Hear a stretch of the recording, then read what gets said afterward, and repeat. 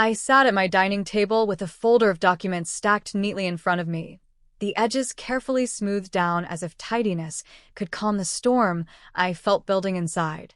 My son had asked me to be ready for an important talk about a loan, and I believed we would speak with mutual respect.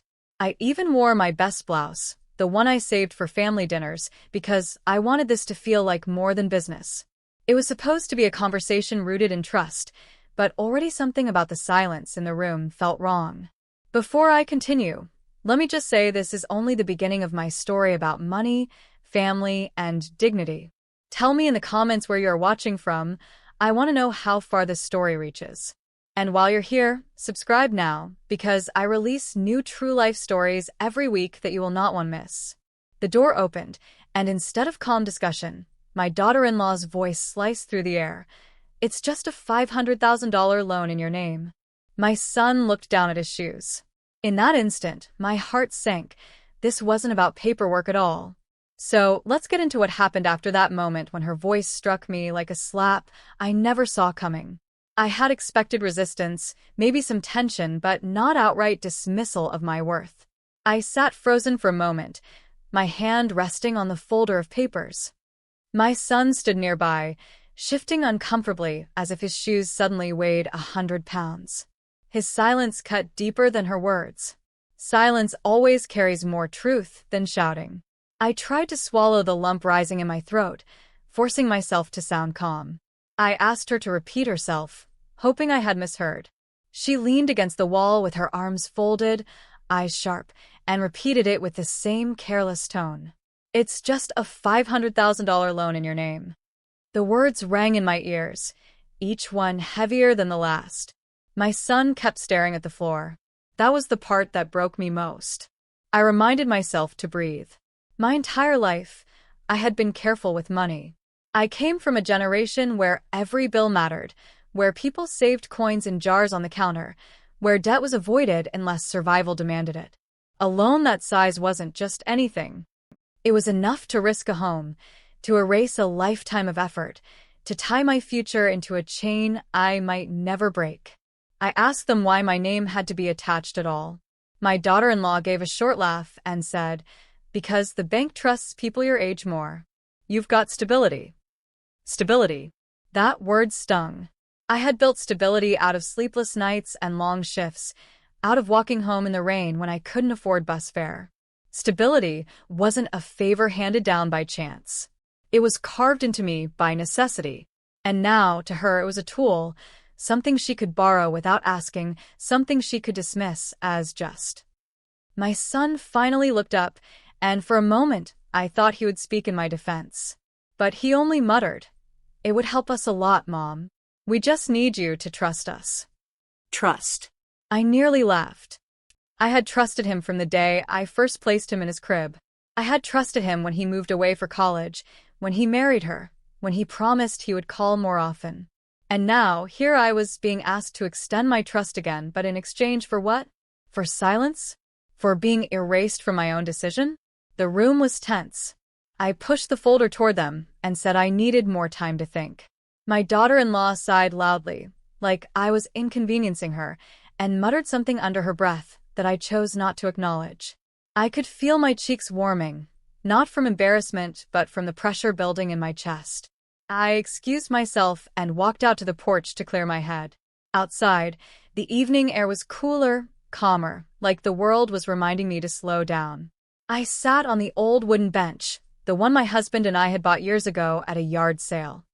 As I stared at the fading light, memories surfaced. The first time I ever signed my name on a loan document. It wasn't for a car or some luxury. It was for the roof over our heads. Back then, the bank manager had looked me in the eye and asked if I understood the risk. I had nodded, even though my hands were shaking. And I remembered telling myself, "This is for my family. This is for their future." That memory haunted me now, because what I had once sacrificed to build was now being treated like a pawn in someone else's game. I stayed outside for nearly an hour before going back inside. The house was quiet. They had left, leaving the folder sitting neatly on the table as if that was my cue. I picked it up and carried it to my bedroom. I didn't open it right away. I placed it on my nightstand and just stared at it. It felt heavier than paper. It felt like betrayal wrapped in ink. Later that night, I sat at my desk and opened the folder. Numbers stared back at me, neat rows typed without hesitation. I didn't understand all of it, but I noticed my income listed in a way that didn't seem accurate. My savings appeared inflated. I frowned, wondering if it was a mistake or deliberate. That question lodged itself in my mind and refused to leave. Sleep was hard to come by. I tossed and turned, thinking about what she had said, thinking about the look on my son's face. I had seen him uncomfortable before, but this was different. This was avoidance, like he knew there was more to the story but couldn't bring himself to admit it. The next morning, I decided I needed answers. Not from them. I knew they would only repeat the same lines. I wanted answers from the source, from the people who had put my name on those papers. I got dressed and drove to the bank. My heart pounded as I stepped inside. The lobby was bright, clean, filled with a faint smell of fresh coffee. The manager greeted me politely, though I could sense impatience behind his smile.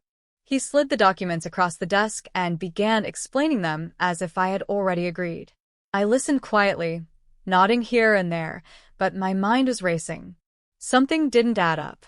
The numbers looked too polished, too inflated, and the way he brushed off my questions only deepened my suspicion. When I pointed out the discrepancy in my listed assets, he smiled and said, "It's just a technical adjustment. Nothing to worry about." But I did worry, because I had lived long enough to know that small details are what destroy people, not the big headlines. I left the bank with more questions than answers. As I walked to my car, I realized this was bigger than a family dispute. This wasn't only about whether I trusted my son or not. Something about the loan itself didn't feel right, and I couldn't shake the feeling that both my son and his wife were being used too, whether they realized it or not. That night, sitting again at my desk, I opened my old journal. Writing had always been my way of making sense of the world. I wrote down everything. The words she yelled at me, the silence of my son, the odd numbers in the documents, the banker's smile. As the ink filled the page, I felt a strange calm. I didn't have the answers yet, but I knew one thing. I wasn't going to sign anything blindly. This was no longer about keeping peace in the family. This was about protecting my name, my future, and the years of sacrifice that had built the very stability they now wanted to gamble with. When I left the bank that day, I thought maybe my son would finally call to check on me. I half expected my phone to ring on the drive home, with his voice explaining everything and apologizing for how tense things had become. But the call never came. The silence between us stretched like a line that neither of us dared to cross. That night, he finally did come by the house. I was in the kitchen washing dishes when I heard his key turn in the lock. He walked in quietly, as if he hoped I might not notice. But I did.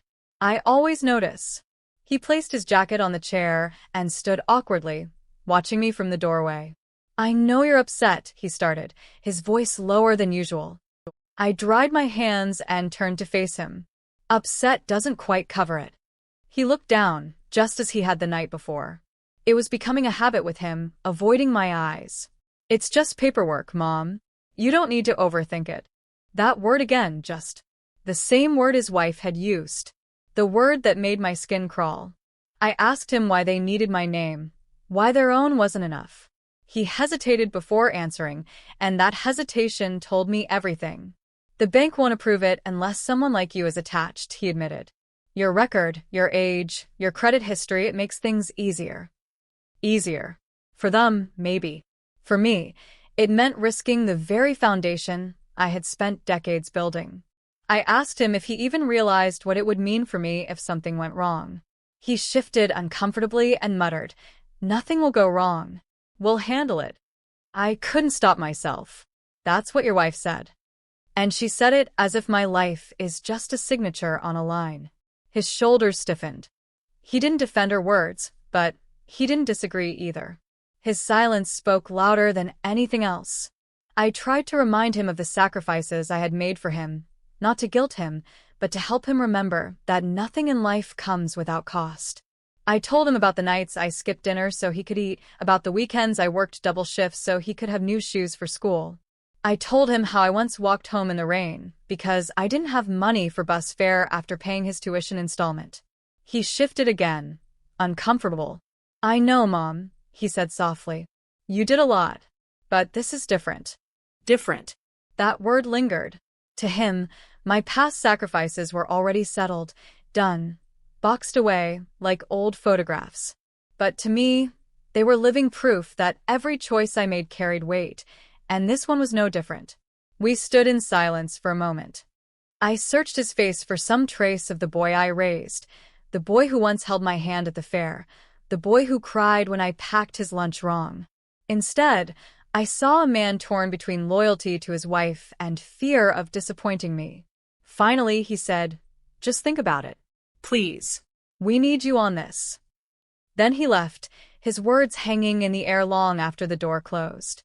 I sat back down at the table, staring at the folder once again. I hated how that pile of paper had taken over my home, sitting there like an unwelcome guest I couldn't throw out.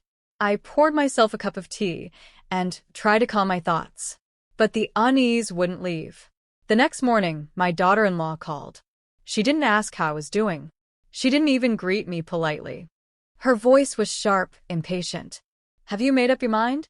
The bank needs this sorted." I told her I was still reviewing the documents. She sighed loudly into the phone and snapped, "You're making this harder than it needs to be. Do you want to ruin our future?" Her words were cruel, and they cut straight to the heart. I didn't respond right away. Instead, I let the silence speak for me. When I finally did answer, I said calmly, "If a future depends on risking my life's work without thought, maybe it's not a future worth building." She hung up without another word. I sat there in the quiet, feeling both angry and strangely steady. The anger came from being treated like I was disposable, like my worth was measured only in how much I could provide.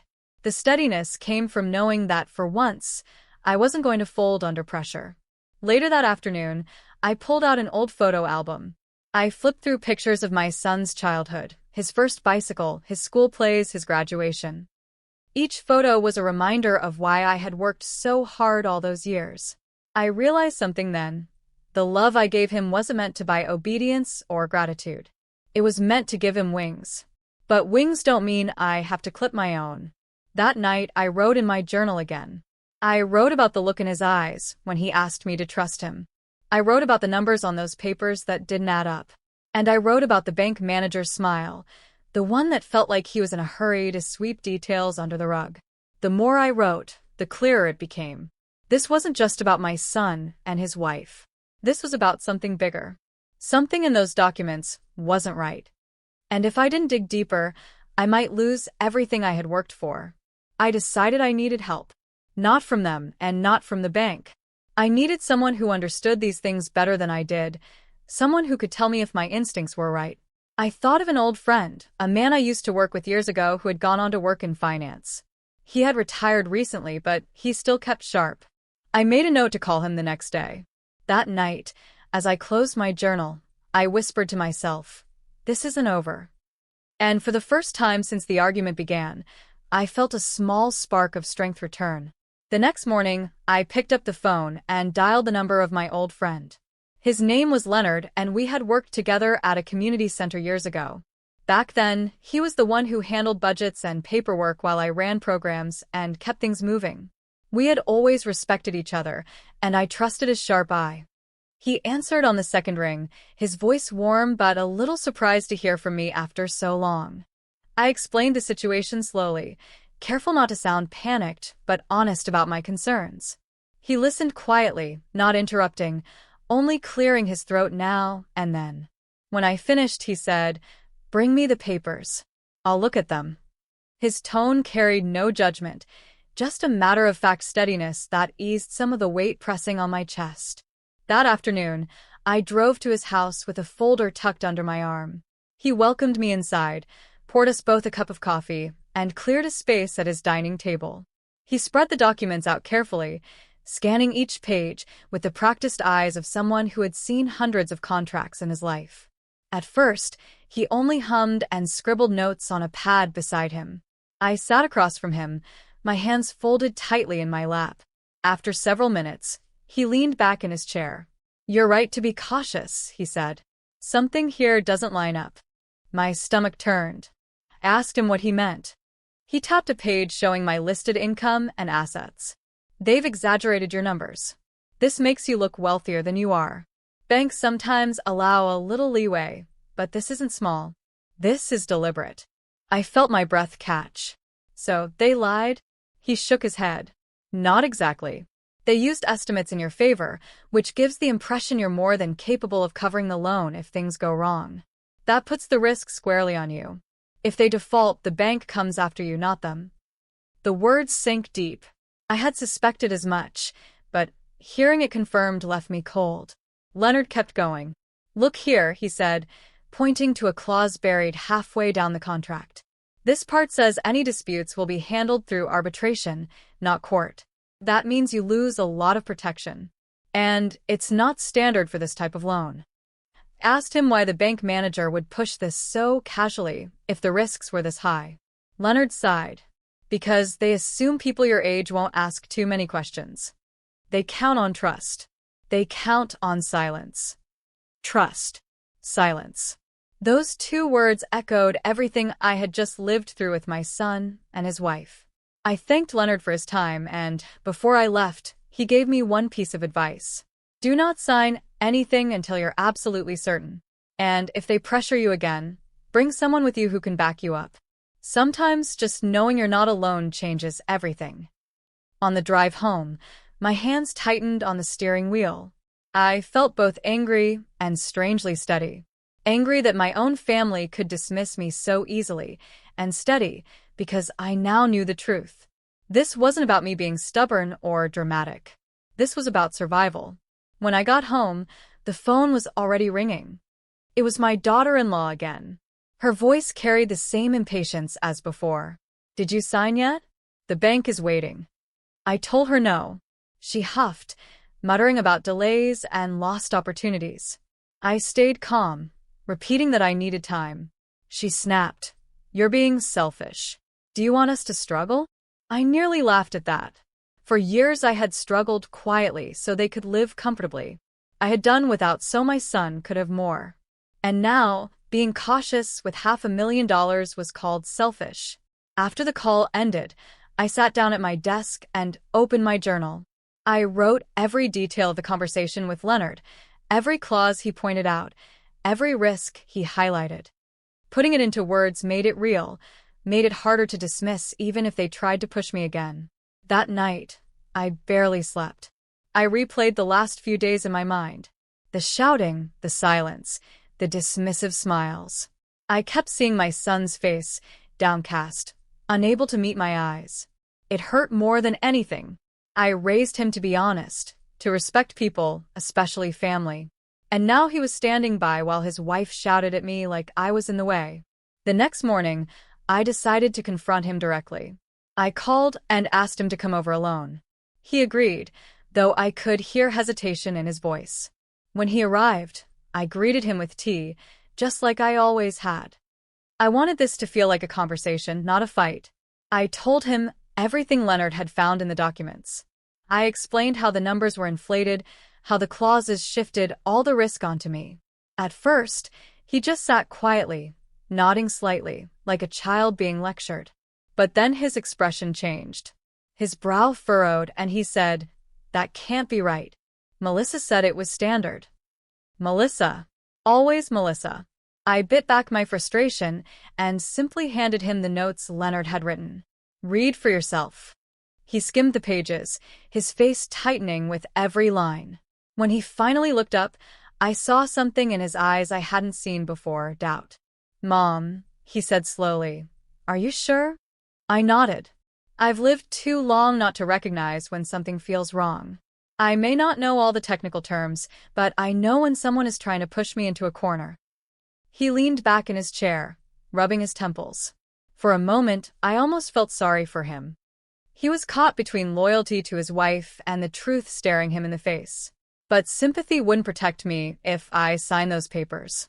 "Please," I said softly, "don't let this come between us.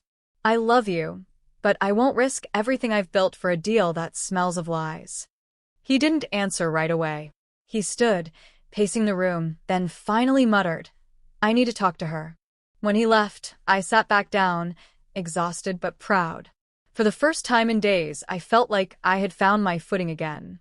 Hours after my son left, I thought I would finally get a moment of peace, but the calm did not last long. My daughter-in-law arrived without warning. She stepped into my house as though it already belonged to her, her voice carrying before she even reached the kitchen.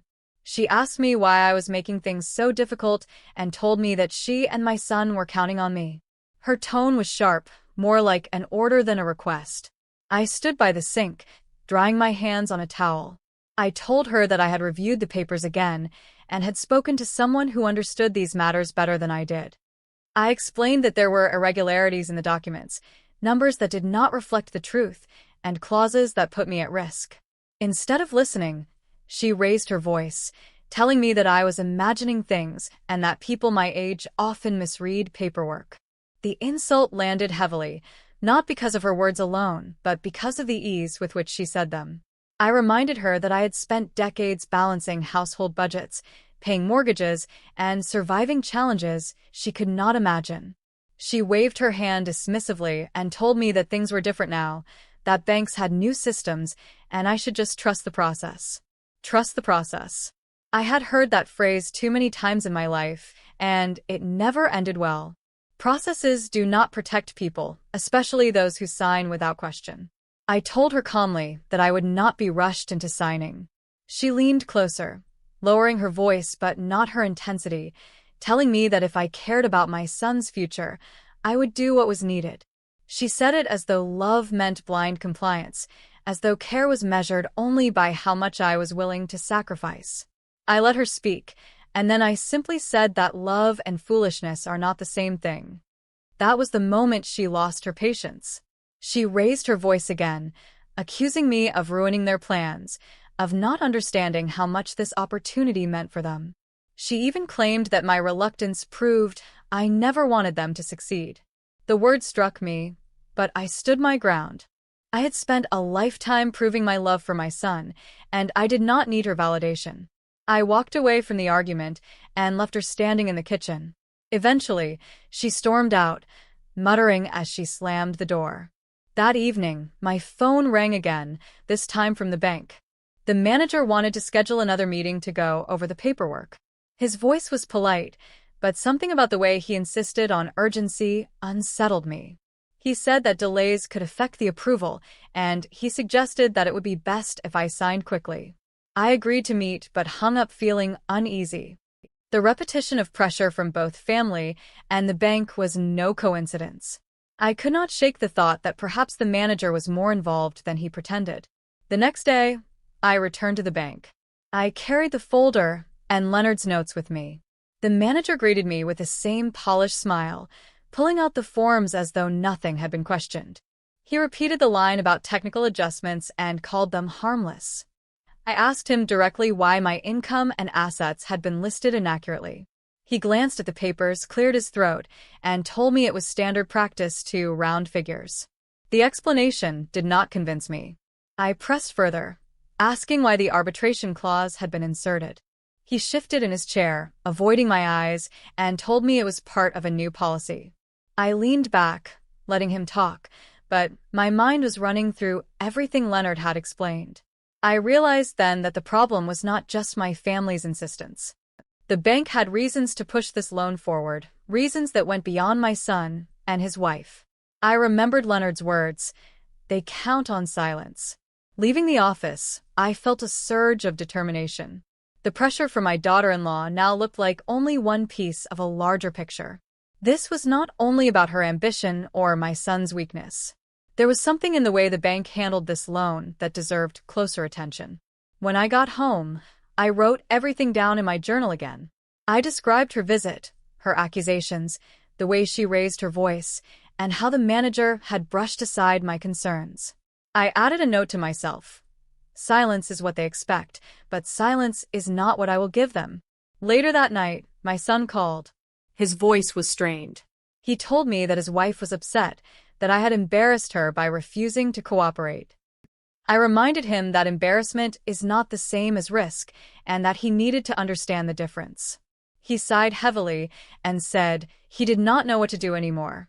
I told him he should start by standing beside the truth instead of avoiding it. The conversation ended with him promising to talk to her again. But I knew that his words were uncertain. He was pulled in two directions, and for now, he lacked the strength to break free from her influence. I sat at the table, looking at the papers once more. I could still hear the bank manager's polite insistence and my daughter-in-law's raised voice. Between the two of them, I felt as though they were working together, even if unintentionally. Both wanted me to sign quickly, both dismissed my concerns, and both underestimated my resolve. I closed the folder and whispered to myself that I had not lived 70 years to hand over my future without thought. I had survived harder trials, and I would survive this too. The night after that tense phone call with my son, I found myself sitting awake long past midnight. Sleep refused to come, no matter how many times I closed my eyes. My mind replayed every word, every look, every moment that had led to this point. I kept hearing her voice in my head, loud and dismissive, and then his voice layered on top, weary and uncertain. The more I thought about it, the more I realized that my silence in the past had encouraged them to believe I would remain silent now. By the next morning, I had made a decision. I would not let this matter drift into more pressure and confusion. I needed clarity, not from arguments, not from raised voices, but from the facts. Leonard's notes had confirmed my suspicions, but I wanted to see how far this went. The manager's evasive answers still bothered me, and I could not shake the feeling that something was being hidden. That afternoon, my son arrived again. This time he came alone, without her, and I could see from the way he lingered at the doorway that he had been pushed into this visit. He carried a nervous energy, like a man caught between two storms, unsure which way to turn. I invited him in and set a cup of tea on the table, but neither of us touched it. He began cautiously, saying he knew I was upset, but that I needed to understand the situation better. I stopped him there. I told him I had already spoken with someone who understood the paperwork and had seen for himself the dangers buried inside. His eyes flickered, the way they used to when he got caught telling half-truths as a boy. Melissa told me it was fine, he said, almost pleading. I leaned forward. Your wife isn't the one who will carry the risk if this falls apart. I am. And it's not fine. These numbers are inflated, and the clauses are designed to put the weight on me. He rubbed his forehead, shaking his head as though he wanted the problem to disappear. You don't get it. This is our chance. If we miss it, we won't have another shot. I stared at him, trying to recognize the son I had raised. I reminded him that opportunities built on lies and shortcuts usually collapse. I asked him if he had even read the papers fully. His silence answered that question. I told him about the conversation with the bank manager, how he brushed off my concerns, how he smiled like it was all routine. My son frowned. He told us everything was straightforward. Straightforward. That was not the word I would have chosen. I reached for Leonard's notes and pushed them across the table. Read this. Tell me if that sounds straightforward to you. He skimmed through the pages, his lips pressing into a thin line. I watched his face shift from confusion to discomfort, then to something closer to fear. When he finally set the papers down, he did not look at me right away. Why would they do this? He asked softly. Because they can, I replied. Because they assume I won't notice. Because they think you and your wife will push hard enough that I'll sign without question. He finally met my eyes. For the first time since this started, I saw a glimmer of the boy who once trusted me to guide him. What should we do? He asked.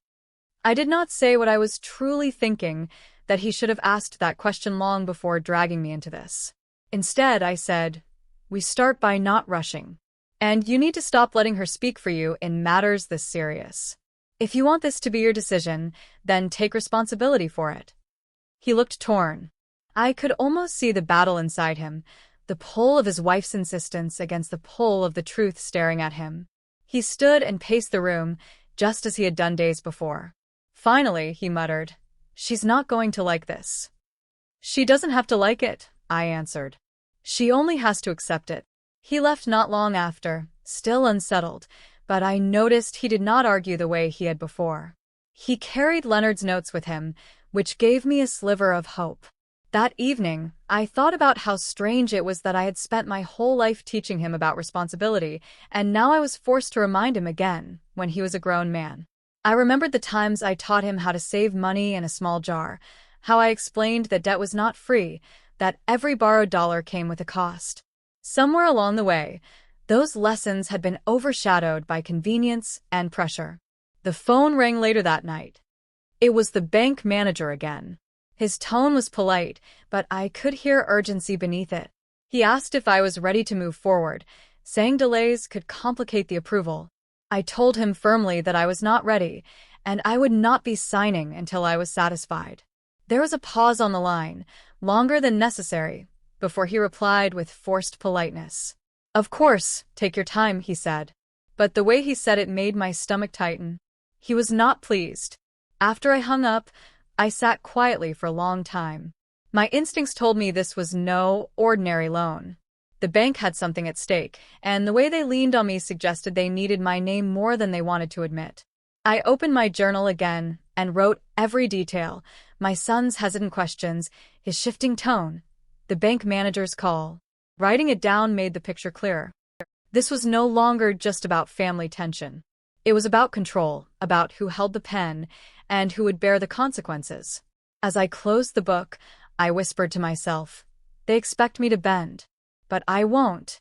For the first time in many days, I felt a sense of clarity, even as the storm gathered.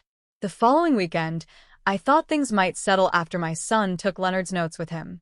I hoped he would sit down with his wife and finally admit that the papers were not what they seemed. But peace was not what arrived at my door. Instead, she came herself, and this time she did not come quietly. She walked into the living room with her voice already raised, accusing me of turning my son against her. She claimed I had filled his head with doubts, that I was deliberately ruining their chance at a better future. I told her calmly that I had only shown him the truth, but she was not interested in hearing it.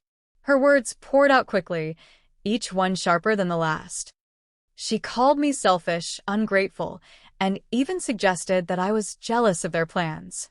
I sat in my chair, steadying myself, refusing to let her see me flinch.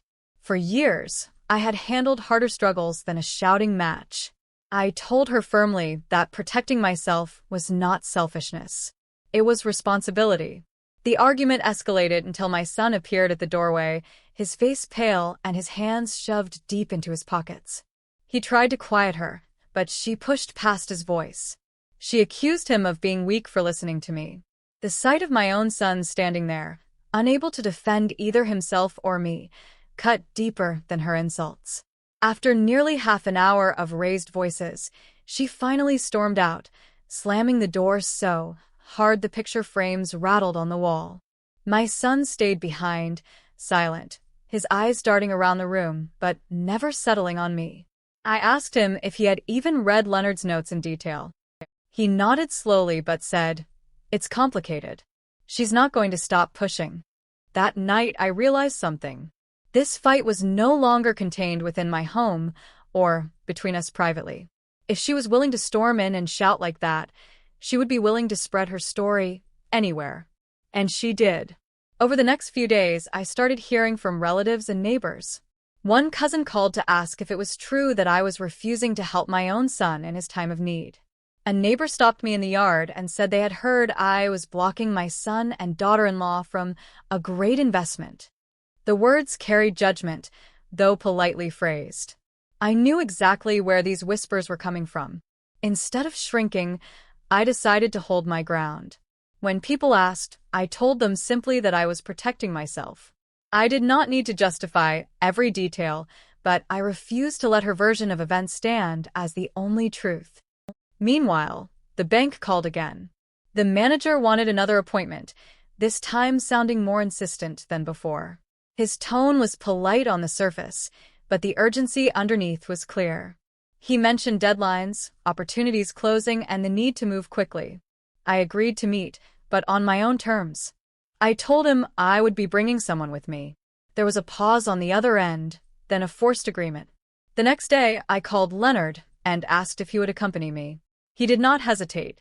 He said he had seen situations like this before, and often people relied on pressure to cover what they did not want examined too closely. When we walked into the bank together, I could see the surprise on the manager's face. He had expected me alone. He greeted us, his smile tighter than before, and led us to his office. Leonard sat beside me, silent at first, but his presence gave me strength. The manager slid the documents across the desk again, pointing to the same lines he had shown me before, repeating his explanation that everything was standard. Leonard leaned forward and began asking direct questions. Why were my assets inflated? Why was arbitration inserted in a contract of this type? Why was there no disclosure of the risks for the guarantor? The manager's smooth answers began to falter. He shifted in his seat, cleared his throat, and repeated phrases like just procedure and common adjustments. But Leonard did not back down. He pressed further, pointing out that the numbers could expose me to personal liability far beyond what was reasonable. I sat quietly, watching. For once, it was not me being talked over. It was him struggling to hold his ground. Finally, he admitted that the figures had been adjusted to strengthen the profile of the application. Leonard raised his eyebrow and asked if that meant falsification. The manager quickly denied it, but his denial lacked conviction. By the time we left, I knew one thing for certain. I had been right to trust my instincts. The pressure from my daughter-in-law was one thing, but the bank itself was another. They wanted me tied to this deal, and they were willing to gloss over the truth to make it happen. That evening, my son called again. He sounded conflicted, his words stumbling as he admitted he had read through Leonard's notes more carefully. "She's furious," he said, meaning his wife, "but I can't ignore what's on those papers." For the first time, I heard a break in his loyalty to her voice.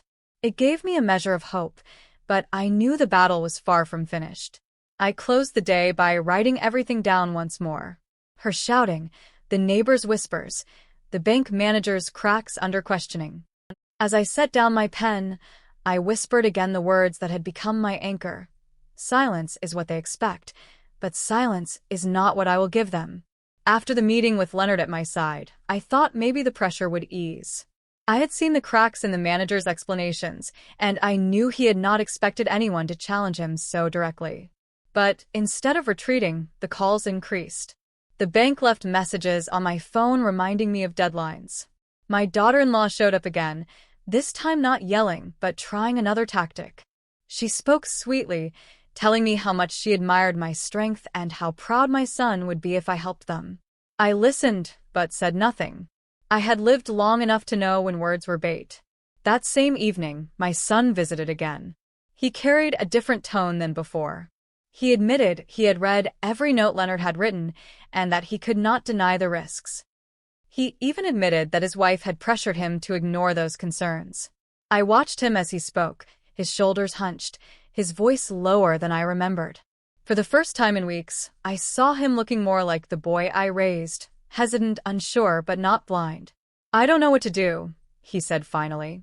I answered carefully. "You start by being honest with yourself.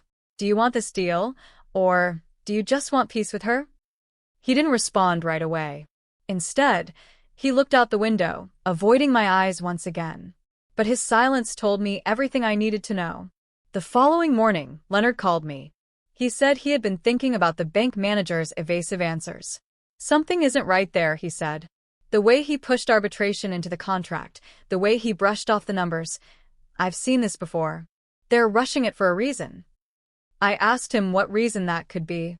He paused, then said, "Either they're covering weak finances on your son's side, or the bank itself has something at stake in pushing this loan. Either way, you're the one holding the weight if it fails." That conversation set my mind racing. I realized the red herring was taking shape. All this time I had been focused on my son and his wife, believing they were the main problem. But what if the bank itself was using them as much as they were using me? Later that day, I returned to the branch, unannounced. I asked for the manager, but he was not available. Instead, another employee met with me. I asked questions about their process, about why certain clauses were added. She looked confused and said she was not aware of any such policy. When I pressed, she lowered her voice and admitted quietly, "Not all managers handle things the same way." Her words were cautious, but they confirmed what I already suspected. Something about this loan had been tailored, and not in my favor. That evening, my daughter-in-law tried again. This time she showed up with my son at her side. She sat at the table across from me, her tone calm, but her words sharp. She insisted that Leonard was exaggerating, that he had no authority, that she had spoken to the manager herself, and everything was normal. My son sat silently, his eyes fixed on the table. I asked her if she had even read the documents carefully, word by word. She admitted she had not. "Then you don't know what you're asking me to risk," I said. She bristled at that, but before she could raise her voice, I added, "And I will not sign until I have clarity. Not from you, not from anyone else, but from the truth itself." My son finally spoke then, his voice quiet but firm. "She's right. The numbers don't make sense." The look on her face shifted. For the first time, she seemed startled, as if she had not expected him to take my side, even slightly. She stood quickly, muttered something about me ruining everything, and left the house. My son stayed behind, sitting heavily in his chair. He rubbed his face with both hands and whispered, "I don't know how much longer I can keep this up." I told him he needed to choose, not between me and his wife, but between truth and denial. He didn't answer, but the weight in his silence showed me that he finally understood what was at stake. That night, I sat down once again with my journal. I wrote every detail, the sudden sweetness in her voice, the employee's quiet admission, my son's hesitant defense. Writing it down helped me see the threads connecting everything. The louder they shouted, the more desperate the bank became, the more I realized the loan itself was not what it seemed. The next morning, Leonard called again. He told me he had reached out to a colleague who still worked in banking. That colleague hinted that the manager at my branch had a reputation for pushing deals aggressively, sometimes bending rules to hit targets. Hearing that gave me both anger and relief.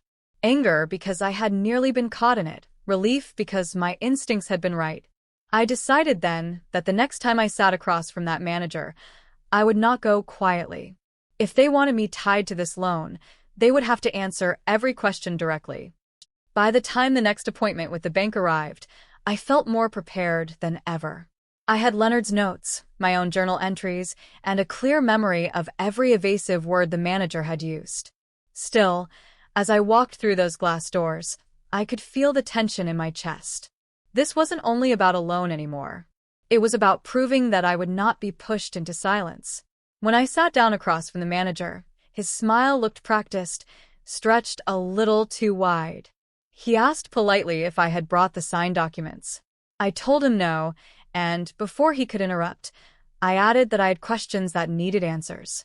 His smile thinned, but he nodded for me to continue. I pulled out the papers and pointed directly to the inflated income figures. "These numbers are not mine," I said firmly. "Who entered them?" He shifted in his chair, saying it was standard to make estimates. I pressed further, asking if estimates meant fabricating details. He insisted that it was common practice. I reminded him that common practice is not the same as honesty. His eyes flickered for the first time, a sign that he was not used to being challenged. Next, I pointed to the arbitration clause. Asked why it was there when other loans of the same type did not include such a clause. He tried to explain it as policy, but when I mentioned that another employee had told me otherwise, his voice faltered. He cleared his throat, shuffled some papers, and muttered something about protecting all parties. I leaned back and let silence hang between us. Sometimes silence is stronger than shouting. Finally, I said, "You are asking me to take on $500,000 in risk with no protection. Tell me why I should agree to that." He had no direct answer. Instead, he began talking about opportunity, about family, about how my name added security. He leaned on emotion, not reason. That told me everything I needed to know. Just then, my son and daughter-in-law entered the office. She strode in confidently, while he looked uneasy. She sat beside me, smiling as though we were allies, then turned to the manager and said, We're ready to finalize today. I shook my head. No, we are not. Her smile froze. What do you mean? We agreed. I cut her off. I did not agree. I asked questions, and the answers do not add up. The manager tried to smooth the situation, urging us not to delay, warning that missing the window could mean losing the chance altogether. But I was past being swayed by urgency. I told him directly, if this loan is as strong as you claim, it should stand without inflated numbers and hidden clauses. My daughter-in-law's face flushed, and she turned on me. You're sabotaging us, she shouted. Do you know how embarrassing this is? I remained steady. What's embarrassing is being asked to sign away my security on false information. My son finally spoke. His voice was quiet, but it carried weight. She's right. I looked through the notes. Something's off. The room grew still. For a moment, even the manager looked caught off guard. My daughter-in-law glared at him, demanding that he explain. He tried, but the cracks in his composure showed. He stumbled over his words, and the more he talked, the less convincing he sounded. I decided to take control. I told him I wanted a copy of every file connected to the loan, including all drafts, all communications, and all adjustments made. He hesitated, saying that internal documents were not usually shared. Leonard had warned me of this, so I said calmly, then I will take this to the oversight office. If everything is as standard as you claim, you should have nothing to hide. That was the moment his mask slipped. His jaw tightened, his voice lost its polish, and he muttered that he would see what he could do. We left the office without signing anything. My daughter-in-law stormed ahead, muttering under her breath. My son walked beside me, silent, but not in the way he had been before. This silence felt different, like he was finally starting to process the truth. When we reached the parking lot, she turned on him. You're letting her control everything, she snapped. We're going to lose this because of her paranoia. He didn't answer right away, but then he said, or maybe we're about to lose something because it wasn't right in the first place. Her mouth opened, but no words came out. She turned away, furious, and walked to the car. My son lingered beside me. Thank you, he said quietly. I should have listened sooner. I told him it wasn't too late to listen, but it would be too late if I had signed blindly. He nodded, and for the first time in weeks, I felt a small piece of the distance between us begin to close. That night, I wrote everything down once again. The way the manager faltered, the way my daughter-in-law lost control, the way my son finally found his voice. I could feel the shift. The red herring that had kept me focused only on family drama was fading. The bigger truth was shining through. This wasn't about family loyalty at all. It was about a bank willing to bend the truth, and about me refusing to be its pawn. The day after that tense meeting, I expected a quiet stretch to gather my thoughts, but instead I received a call from the bank first thing in the morning. The manager wanted me back in his office. His tone was polite, but I could hear a strain underneath it. He told me that delaying any longer would put the loan at risk, and that it was important to clear things up face to face. I agreed to go, but this time I prepared myself differently. I carried not only Leonard's notes, but also copies I had made of every page, every clause, every detail. If they wanted a confrontation, I was ready. When I entered the branch, the atmosphere felt different. The manager's smile was there again, but it no longer reached his eyes. He gestured for me to sit and immediately launched into his explanation. He claimed the figures were adjustments made for consistency, that the arbitration clause was standard across contracts, that everything was designed to protect me. I listened without interrupting, letting him talk himself in circles. Then I opened my folder and laid Leonard's notes on the table. I pointed to each line, calmly asking him to explain how rounded figures became inflated numbers that misrepresented my finances. I asked why another employee had told me no such arbitration policy existed. His answers became shorter, less confident. The polished tone that had once seemed unshakable was beginning to fray.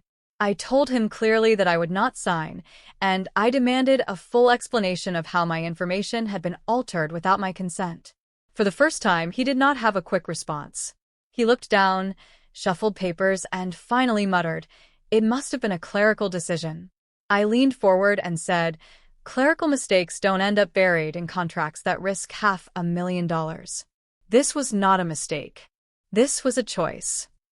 He shifted again, then said the words I had been waiting for. "Look, sometimes adjustments are made to strengthen an application. It's common. Everyone benefits." I stared at him, my voice steady. Everyone except the person left carrying the risk. At that moment, my son and daughter-in-law arrived, having been called by the bank as well. She sat down quickly, eager to close the deal, but he looked uneasy. The manager began speaking again, urging me to reconsider, talking about opportunity and family responsibility. But I was done listening to vague promises. I turned to my son. "I want you to hear this directly. The manager just admitted they adjusted my numbers to strengthen the application. That means they made me appear wealthier than I am. If this loan fails, I am the one they come after." My son froze, staring at the manager.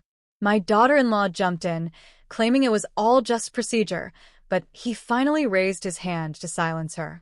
"Is that true?" he asked the manager. The manager hesitated before nodding slightly. "It's standard practice," he repeated, though this time his voice lacked any conviction. My son's face drained of color. He looked at me, then at his wife, then back at the manager. "You told us everything was safe.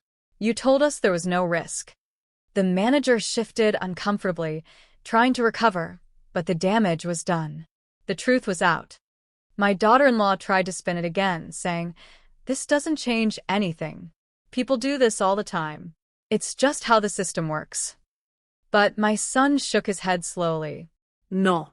"This changes everything." The silence that followed was heavy. I looked at the manager and told him I would not be signing, not now, not ever. I also told him I was considering reporting the irregularities I had found. His expression tightened, and for once, he had nothing to say. We left the office, my son walking beside me in silence, his wife storming ahead. When we reached the parking lot, she spun around and shouted that I had ruined their lives, that I had taken away their future. My son finally snapped. "She didn't ruin anything," he said sharply. "You pushed for something we didn't understand, and you nearly dragged us all into a disaster." Her eyes widened, and for a moment, she looked more shocked than angry. She turned away, muttering under her breath, and walked quickly to the car. My son stayed behind, looking at me with a mix of guilt and relief.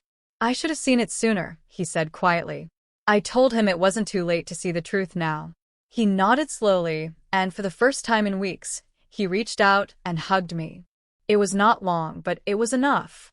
That night, I sat at my desk and wrote down every detail. The manager's admission, my son's reaction, the way his wife's confidence cracked. For weeks I had carried the weight of being doubted, dismissed, and pressured. Now the truth was visible to everyone. The red herring had been clear all along. I thought the story was about family conflict, about betrayal in my own home. But the real story was about a bank willing to twist numbers and hide clauses, counting on my silence to protect their deal. I closed my journal with steady hands. I knew the fight was not finished, but I also knew I had already won the most important battle, refusing to be silent.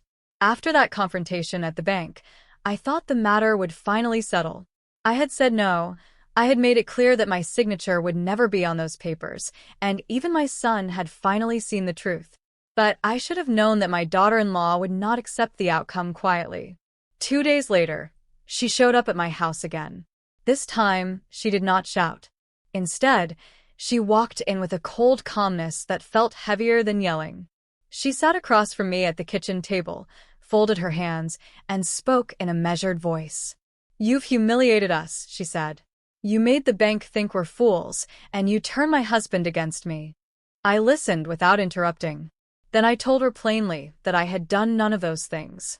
The bank's own choices exposed the truth, and her husband had opened his own eyes. She insisted that I had poisoned him against her. I shook my head and said, "If your marriage is strong, it won't break, because he listened to the truth." Her composure cracked for a moment, her jaw tightening. She leaned forward, lowering her voice. "Do you realize what you've cost us?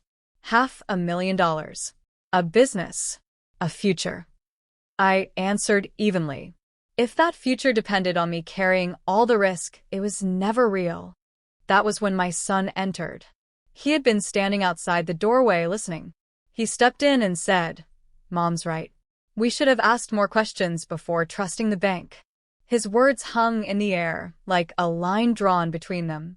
She turned on him, her voice sharp. "So, now you take her side completely?" He looked at her calmly. "I take the side of the truth." She stood abruptly, grabbed her bag, and stormed out without another word. My son stayed behind, sitting heavily at the table. He rubbed his face and whispered, "I don't know what happens now." I told him that what happened next was his choice. He could continue following her demands, or he could stand on his own.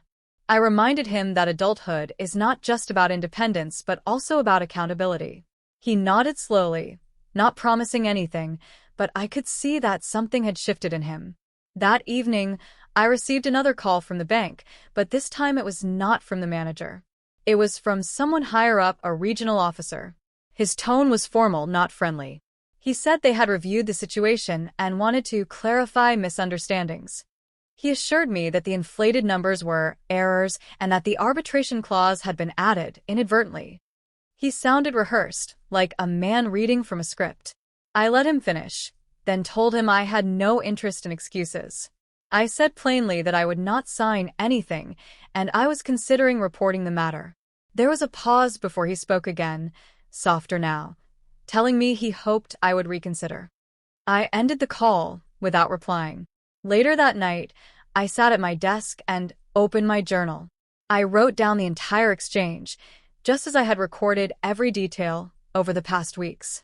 The pages were filling quickly, each one a record of pressure resisted, of truth uncovered, of lines I had refused to cross. As I closed the book, I realized something important. This story had begun with her shouting that it was just a $500,000 loan. She had treated my signature as a formality, as if my life's work could be reduced to ink on a page. But what she never understood was that my name carried the weight of every sacrifice I had made, every bill I had paid, every night I had stayed awake worrying about the future. To me, it was never just anything. It was everything. The following morning, I woke with a strange sense of peace. For the first time in weeks, I did not feel cornered. I knew there would still be tension with her, and I knew my son's marriage might face cracks, but I had done what I needed to do. I had protected myself, and I had forced the truth into the open. Later that week, Leonard came by to check on me. We sat on the porch drinking coffee, and I told him everything that had happened since our last visit. He listened quietly, then said, "You did the right thing. They counted on you being silent. Instead, you turned their plan upside down." I smiled at that.